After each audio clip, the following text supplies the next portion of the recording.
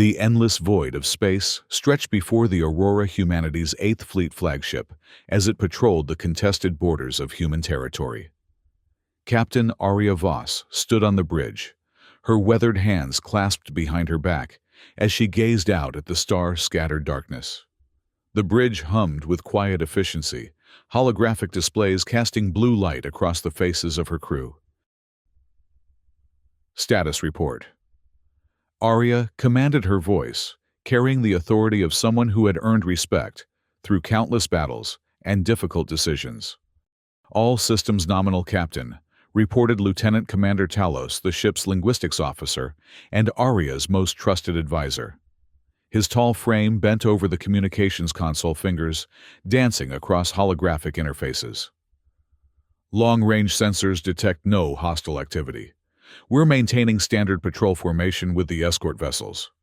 Arya nodded, but tension remained coiled in her shoulders. The Galactic Council had made their position clear. Humanity was considered a dangerous species, their military might, a threat to the delicate balance of power among the star-faring civilizations. The Deathworlder designation wasn't just a classification. It was a warning label, marking humans as beings evolved from a world so harsh that they had become nearly unstoppable warriors. The political situation grew more precarious each day. Earth's rapid expansion and military prowess had earned them grudging respect, but also deep suspicion from the established galactic powers. The Council tolerated humanity's presence, but kept them at arm's length, never fully trusting a species that could adapt and overcome seemingly impossible odds. "Sir," Talos suddenly straightened, his expression shifting to one of intense concentration. "I'm detecting an unusual transmission. It's not coming through Council channels." Arya moved to his station, her instincts immediately alert. Unauthorized transmissions in this sector could mean anything from pirates to enemy reconnaissance. Details. The signal is encrypted, but it's using a direct Earth-based communication protocol. Someone is deliberately bypassing the Council's communication networks. Talos's fingers flew over his console as he began decryption procedures. "Captain, this is highly irregular. The signal appears to be an SOS." The bridge fell silent except for the gentle hum of life support systems. An SOS that bypassed the Council meant someone was desperate enough to risk serious political consequences. Or it meant they had lost faith in the Council's willingness to help. "Origin?" Arya asked. "The Noxus system, Captain. From the planet itself." Talos paused, his expression growing more concerned. "Sir, Noxus is inhabited by the Noctari, a shadow-dwelling species. They've never made direct contact with Earth before. Their communication through the Council has always been minimal." Arya felt a chill run down her spine. The Noctari were known to be a peaceful species adapted to their world of eternal darkness. They had no military to speak of, no enemies that anyone knew of. For them to send a desperate plea directly to Earth, bypassing all diplomatic channels. "Decrypt that message, Talos. Priority Alpha." "Already on it, Captain." His fingers worked frantically at the controls. "The encryption is sophisticated but designed to be broken by human technology. They wanted us specifically to receive this." Moments later, Talos stepped back from his console, his face pale. "Captain, you need to hear this." The bridge speakers crackled to life, and an alien voice filled the air, melodic, yet tinged with unmistakable terror. Talos had activated the universal translator, and the words came through in accented but clear English. "To the warriors of Earth, to those called Deathworlders, we send this plea in our darkest hour. I am Ambassador Vesa of the Noctari people. Our world burns with artificial light that kills us. Our people are being harvested, and our children scream in the brightness that devours their souls. The entities that attack us are beyond our comprehension. They consume life itself to power their terrible machines. We have begged the Council for aid, but they say we are too far from the core worlds, too insignificant. They tell us to wait, to endure, while our population diminishes by thousands each day. We know your reputation, warriors of the deadly world. You fight for those who cannot fight. You protect those who are weak. Please, if there is any mercy in your hearts, if there is any honor in your strength, come to Noxus. We are dying, and only you have shown the will to challenge the impossible." The message ended, leaving the bridge in heavy silence. Arya closed her eyes for a moment, feeling the weight of the decision already forming in her mind. Opening them, she looked around at her crew faces, reflecting her own mixture of determination and concern. "Talos, get me a direct line to Admiral Marlowe. Highest encryption." "Yes, sir. Link established." The main screen flickered to life, revealing the stern face of Admiral Sarah Marlowe, commander of the 8th Fleet. Her silver hair was pulled back in a regulation bun, her eyes sharp with the intelligence that had made her one of Earth's most respected military leaders. "Captain Voss, what's the nature of this priority communication?" "Admiral, we've received a direct SOS from the Noctari on Noxus. They're under attack by unknown entities and claim the Council has refused assistance." Arya transmitted the message data. "I'm requesting permission to investigate and provide aid if necessary." Admiral Marlowe's expression grew more serious as she reviewed the information. "Captain, you understand the political implications of this. Acting without Council authorization could be seen as an act of aggression. We could be looking at sanctions or worse. With respect, Admiral, we're looking at genocide. The Noctari have a population of nearly 20 million, if their report is accurate." "I understand the moral implications, Captain." Marlowe's voice carried the weight of someone who had made similar impossible decisions. "But I also understand the strategic ones. If we act unilaterally, we give the Council ammunition to justify military action against Earth." Arya felt her jaw tighten. "So we let them die because it's politically convenient?" "We follow proper channels, Captain. Submit a request for humanitarian intervention through the Council." "Admiral, with respect, the message indicates they've already tried that route. The Council has refused to act." There was a long silence as Marlowe stared at something off-screen, her internal struggle visible in the tension around her eyes. Finally, she looked back at Arya with an expression of grim resolve. "Captain, you are ordered to maintain your current patrol route. However, if your sensors were to detect unusual energy signatures in the Noxus system that might indicate a threat to shipping lanes, you would be within your authority to investigate." Her eyes held Arya's steadily.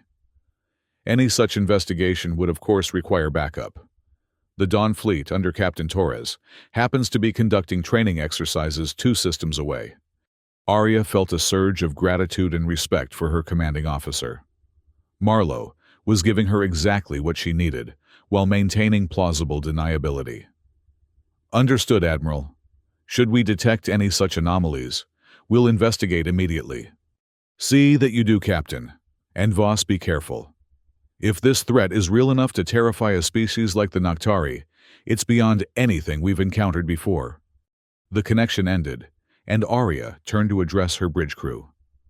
"You heard the Admiral. Helm set course for the Noxus system maximum sustainable velocity. Science Division, I want full sensor sweeps of the system as soon as we're in range. Engineering prep all weapon systems and defensive measures." Captain Talos approached her station. "I've been analyzing the linguistic patterns in the Noctari message. Their translator technology is highly advanced, but there are underlying emotional markers that suggest extreme trauma. Whatever they're facing, it's not just physically threatening, it's psychologically devastating." Meaning, the way they describe the artificial light burning them suggests these attackers understand Noctari physiology well enough to weaponize their primary weakness. And the reference to harvesting. Talos paused, his expression troubled. In Noctari culture, that term is only used to describe the ultimate violation, the extraction of life force itself. Arya absorbed this information, feeling her resolve strengthen. "How long until we reach Noxus?" "At current speed, 14 hours, Captain." "Then we have 14 hours to prepare for whatever we're going to find. Talos, I want you to establish communication protocols with the Noctari. If we're going to help them, We need to understand exactly what we're facing. As the Aurora adjusted course toward the Noxus system, Arya couldn't shake the feeling that they were rushing towards something that would change everything. The universe was vast and full of dangers, but humanity had never backed down from a fight, especially when innocents were threatened. Hours passed as the ship hurtled through hyperspace, and reports began filtering in from the science division. Dr. Elizabeth Kane, the ship's chief xenobiologist, approached the bridge with a datapad clutched in her hands. "Captain, I've been reviewing everything we know about the Noctari and potential threats in their sector." Dr. Kane said, her usually calm demeanor showing cracks of worry. "There are references in some of our older xenological databases to something called the Void Spawn Collective." "I've never heard of them," Arya replied, accepting the datapad. "Most species haven't. They appear to operate at the edges of known space, targeting isolated civilizations. The few reports we have describe them as partially technological, partially biological entities that consume life energy to power their systems." Talos looked up from his communication station. "That matches the Noctari description of harvesting. Captain, I've managed to establish weak contact with Noxus. The situation is worse than the initial message indicated." "Put it through." The voice that came through the speakers was different from the first message, younger, more frightened. "Human vessels, this is Disa of the Northern Territories. Ambassador Vessa was taken 3 hours ago. The Lightbringers have established harvesting stations across our primary population centers. They're using our people to power some kind of massive construction project. Please, you must hurry." Arya felt her blood run cold. "Desa, this is Captain Voss of the human vessel Aurora. We're en route to your position. Can you tell us more about these harvesting stations?" They built them where our cities used to be. Giant towers that burn with a terrible light. Our people are connected to them by metal vines, and their life force flows into the machines. The Void Spawn use this energy to build more ships, more weapons. They're preparing for something big. "How many stations?" 12 major installations, dozens of smaller ones. Captain, our population when they arrived was 19.7 million. Our current estimates, the young Noctari's voice broke, we have perhaps 7 million left." The bridge fell silent. 12 million dead in a matter of days. Arya gripped the arms of her command chair until her knuckles went white. "Desa, we're going to get you out of this. But I need you to do something for me. Can you provide us with technical information about these stations? Weaknesses, power sources, anything that might help us shut them down?" "I'll try, Captain. But you must know the Void Spawn have ships in orbit. They've been expecting someone to come. They've been preparing for you specifically." "What do you mean?" "They know about humans. They've been studying your military records, your tactics. They called you the Death Children and said you would come because you cannot ignore suffering. They have weapons designed specifically to kill your kind." Arya exchanged glances with Talos.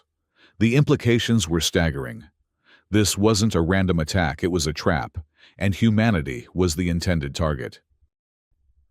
"Captain," her tactical officer called out, "we're receiving a transmission from the Dawn Fleet. Captain Torres reports his ships are moving to rendezvous with us at the edge of the Noxus system." "Excellent. Tell him to maintain radio silence until we assess the situation." As the Aurora dropped out of hyperspace at the edge of the Noxus system, the full scope of the crisis became apparent. The planet, that should have been a dark world invisible against the cosmic backdrop, now blazed with artificial light. Massive orbital stations surrounded it like a mechanical shell, connected by streams of energy that pulsed with sickening regularity. "Jesus," someone whispered on the bridge. Dr. Kane stepped forward, her scanner trained on the planet. "Captain, those energy readings. They're off the charts. Whatever they're powering down there requires an enormous amount of life force. Talos, try to raise the Dawn Fleet. We need to coordinate our approach." "Dawn Fleet, this is Aurora Actual. Please respond." Captain Maria Torres's voice came through clearly. "Aurora, good to see you. We've been monitoring long-range sensors. This is bigger than we thought." Agreed. Current assessment. Approximately 50 void spawn vessels in orbit ranging from frigate to dreadnought class. They've established a defensive perimeter around the harvesting stations. But there's something else, Arya. We're detecting another fleet approaching from the opposite vector. Arya felt her heart skip. Hostile? Unknown. They're not broadcasting any identification but their energy signatures. They're not void spawn. Minutes later, the mystery fleet revealed itself. Sleek, crystalline ships emerged from behind one of Noxus's moons, their hulls reflecting the artificial light of the harvesting stations. The lead vessel transmitted on an open frequency. Human vessels, this is Commander Xylan of the Tari Dawn Squadron. We have monitored the situation on Noxus and request permission to assist in humanitarian operations. Arya blinked in surprise. The Tari were one of the Council's founding species, known for their diplomatic nature and advanced technology. Their presence here was completely unexpected. Commander Xylan, this is Captain Voss. While we appreciate the offer, this operation is outside of Council authorization. We are aware, Captain. The Tari have grown concerned about the Council's recent decisions regarding humanitarian crises. We believe it is time for more direct action. The implications of that statement were enormous. If the Tari were willing to act outside Council authority, it suggested cracks in the galactic political structure that could reshape the balance of power. Very well, Commander. We welcome your assistance. Are you familiar with void spawn technology? We have encountered them before, Captain. They are ancient enemies of the Tari, though we believe them extinct.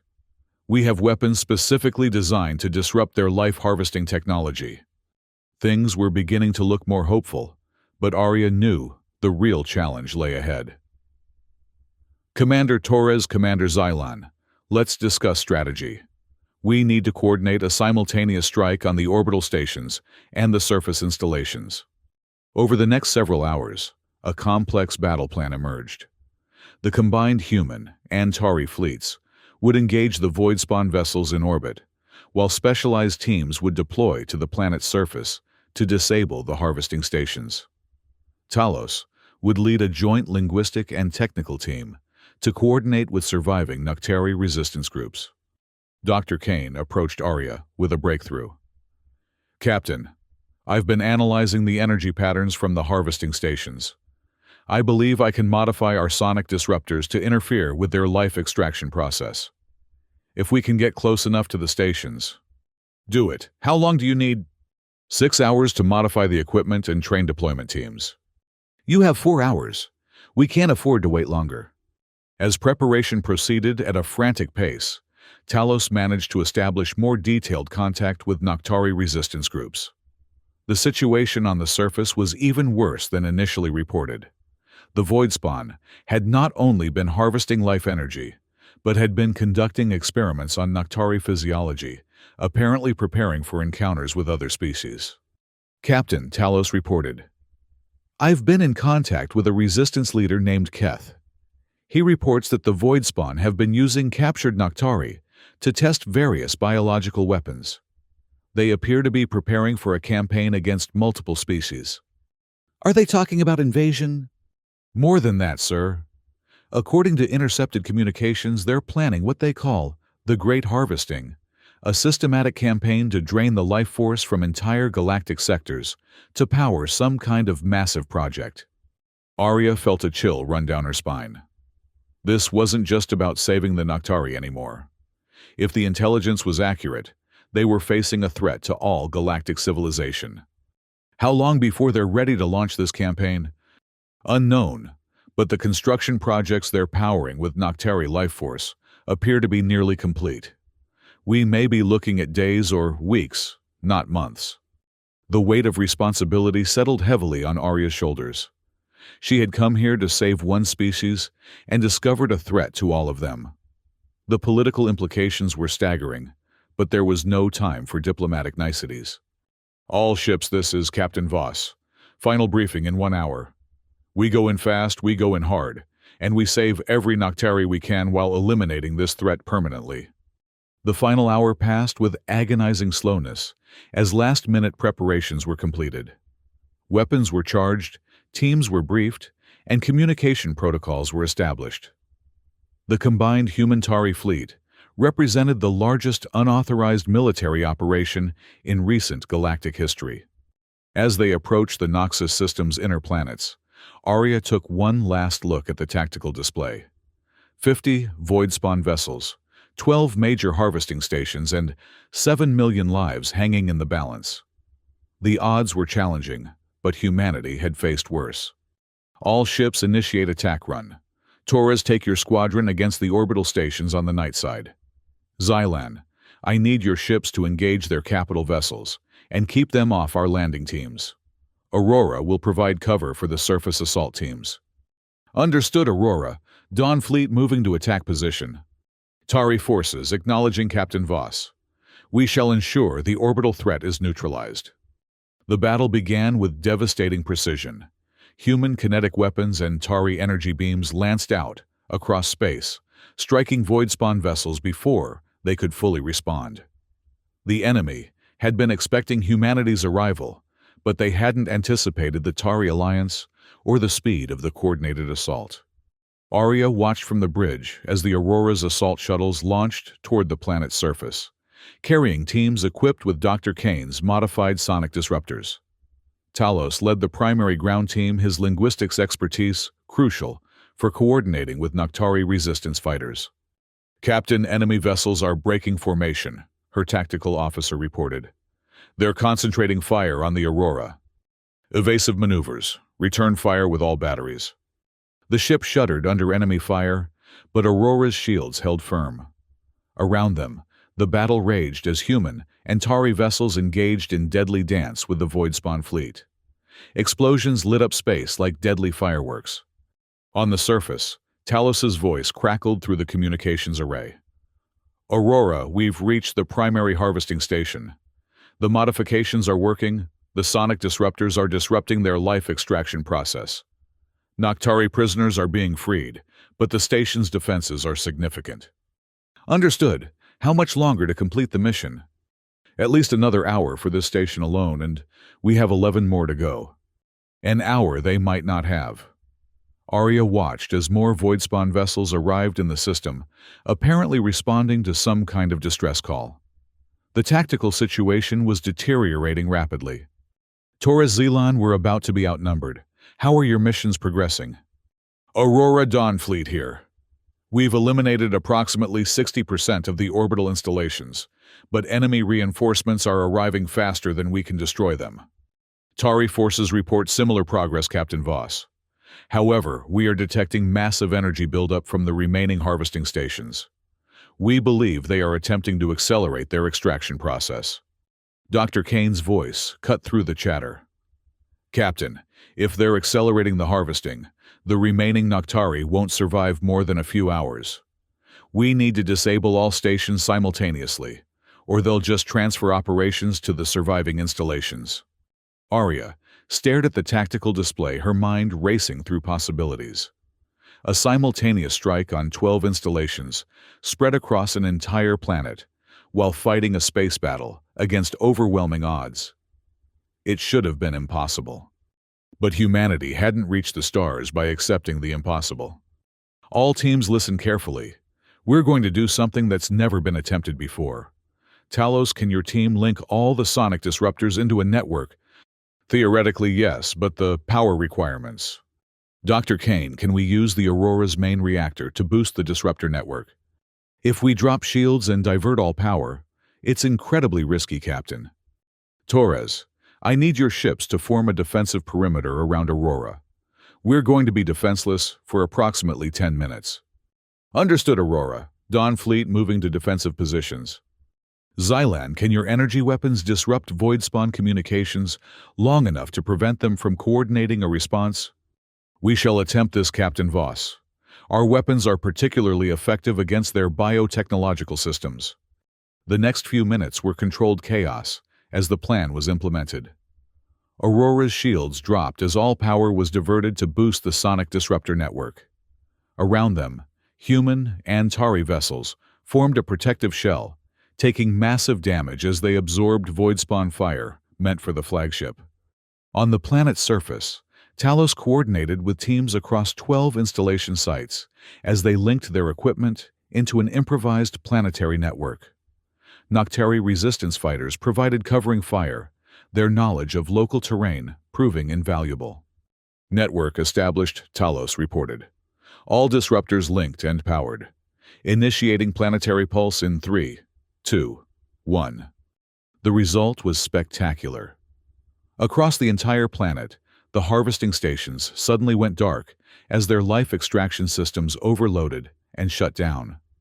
The artificial light that had been burning Noctari flesh for days suddenly winked out, plunging the world back into its natural darkness.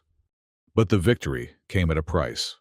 Without shields, Aurora took massive damage as void-spawn vessels concentrated their fire on the now vulnerable flagship. Systems failed across the ship as hull breaches vented atmosphere into space. Emergency power to shields, Arya ordered, feeling the ship shudder around her. Damage report. Severe damage to port sections 7 through 12. Emergency bulkheads have sealed the breaches, but we've lost 40% of our defensive capability. Around them, the battle continued to rage, but something had changed. The void-spawn vessels were beginning to retreat their formation, breaking apart as they received reports from the surface. Without the harvesting stations, their mission was compromised. Aurora, this is Torres. Enemy vessels are withdrawing to the outer system. Should we pursue? Arya looked at the tactical display, weighing options. They had achieved their primary objective. The Noctari were free. But the void-spawn threat remained. Negative, Torres. Let them go. Our priority is humanitarian assistance to the survivors. Over the next several hours, the full scope of the rescue operation became clear. Of the original 19.7 million Noctari, approximately 6.8 million had survived the ordeal. It was a devastating loss, but it could have been so much worse. Talos coordinated the establishment of refugee camps and medical facilities, working closely with Noctari leaders to ensure culturally appropriate aid. The Tari provided advanced medical technology, specifically designed for shadow-dwelling species. But the political ramifications were only beginning. Within hours of the battle's conclusion, angry transmissions began arriving from the Galactic Council, demanding explanations for the unauthorized military action. Admiral Marlowe's response was swift and decisive. Council representatives. Her recorded message stated, Earth forces responded to a direct plea for humanitarian assistance from a sovereign species under attack by hostile entities. Our actions were fully consistent with galactic law regarding the protection of non-combatant populations. We regret that the Council's own response protocols proved inadequate to address this crisis.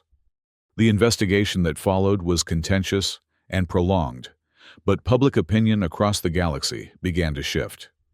Other species had watched the Council's inaction on Noxus with growing concern, wondering if they too might be abandoned in a crisis. Humanity's willingness to act despite political risks struck a chord with many galactic civilizations. 3 months later, Arya stood in the observation deck of a newly constructed orbital station above Noxus, watching as the planet slowly began to heal. The artificial scars left by the harvesting stations were being transformed into memorial gardens, places where the Noctari could remember their dead while celebrating their survival. Captain Talos approached, carrying a datapad. The final diplomatic reports have come through. The Council has officially censured Earth for unauthorized military action, but they've also extended an offer for formal membership with full military privileges retained. Arya smiled. And the Noctari response? Ambassador Vesa has formally requested a permanent alliance with Earth. She's also asked if you would be willing to serve as godmother to the children born during the crisis. Apparently, it's the highest honor they can bestow on an outsider. Looking down at the slowly healing world below, Arya felt a deep sense of satisfaction. They had saved a civilization and potentially changed the balance of galactic politics in the process. More importantly, they had demonstrated that sometimes the right thing to do was also the necessary thing to do. And the void spawn. Long-range sensors suggest they've withdrawn to the Outer Rim territories. Our intelligence indicates they may be regrouping, but the loss of the Noctari energy source has significantly delayed their expansion plans. We'll be ready for them when they come back. Talos nodded. I have no doubt of that, Captain, though I suspect next time we won't be facing them alone. Indeed, the alliance that had formed over Noxus had grown stronger in the months following the crisis. The Tari had formally withdrawn from several council committees in protest of their inaction, and at least a dozen other species had begun direct diplomatic overtures to Earth. The galaxy was changing, and humanity found itself at the center of a new coalition, based on action, rather than endless debate. As Arya watched, a new monument was unveiled on the planet's surface, a joint creation of Noctari and human artists that captured the moment of liberation. The sculpture showed figures reaching toward each other across the darkness, one group bringing light, the other offering shelter in the shadows.